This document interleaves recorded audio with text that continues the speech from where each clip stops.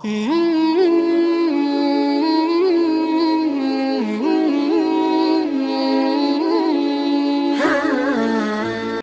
تاریخ پڑھتے ہمیں مثال ملتی ہے تاریخ پڑھنے کے بعد، امام شافعی رحمۃ اللہ علیہ کی والدہ وہ یمنی تھی اور ان کے والد قریش تھے، اور بچپن میں ہی ان کے والد کا انتقال ہو جاتا ہے، تو ان کی والدہ جدوجہد کرتی ہے اور امام شافعی رحمۃ اللہ علیہ کی پرورش کرتی ہے، اور ان کی خواہش تھی کہ میرا بیٹا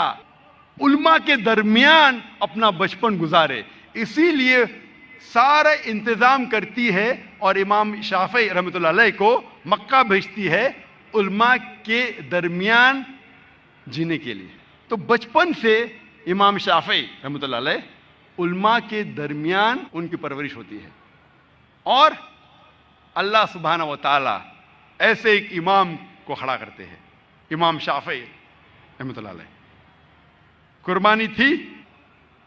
پلاننگ تھی ان کی والدہ کی،